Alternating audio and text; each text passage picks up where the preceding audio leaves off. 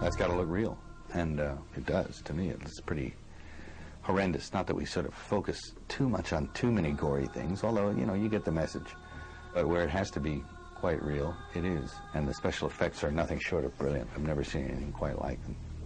You don't know that they're special effects. That's how good they are. You don't know. Jim is not just Jim Caviezel in this movie. There's no one thing that has Jim just being him.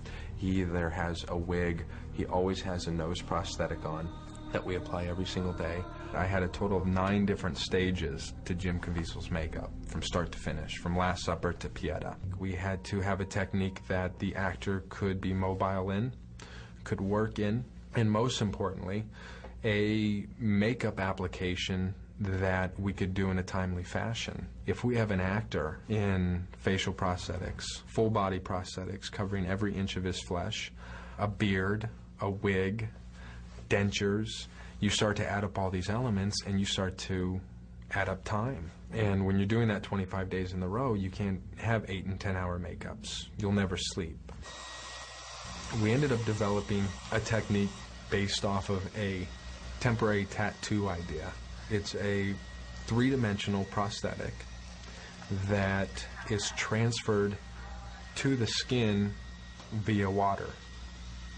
And these prosthetics are attached to giant sheets of paper.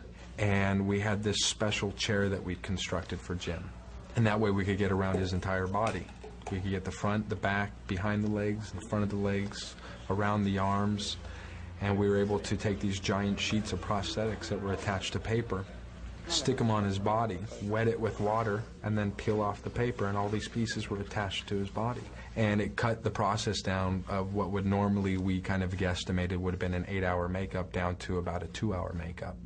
There were moments when, just for whatever reason that day, the weather wasn't in our favor.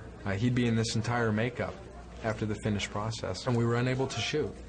So rather than remove him out of the makeup, he would go home and sleep in his makeup. Literally just his body torn up looking, and his face all, you know, scraped, and his eyes swollen.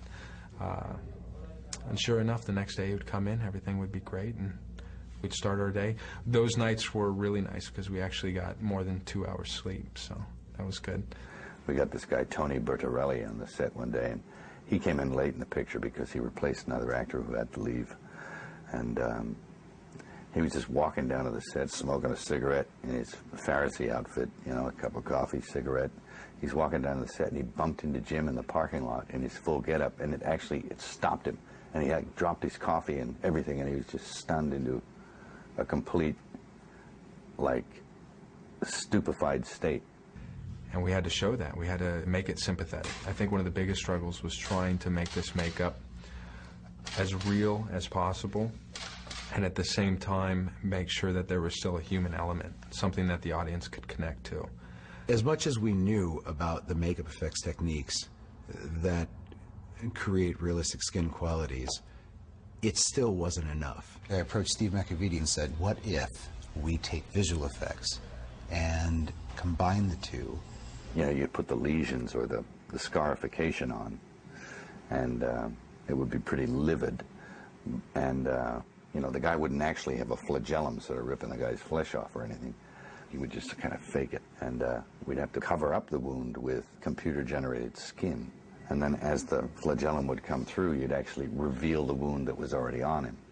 So it was kind of like the reverse of what most people would have done. Yeah, you feel a little bit too far away right now. Too far? How's that? Yeah, that I believe.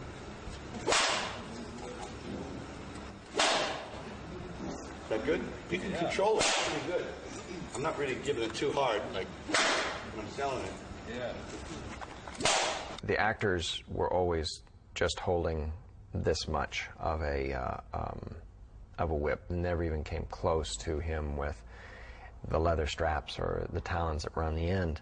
We brought back the actual props and made playback loops of the chosen takes so that he could see what he was doing. Then here in front of a green screen, we had a puppeteer in various, sometimes almost comical positions to try to get himself out of the shot, puppeteering what the actors were doing. It also gave us real lighting, real gravity, the tines interacted with each other. None of that has to be programmed or specifically animated. And at the end of the day, we've got 7 or 8 elements for 7 or 8 shots done.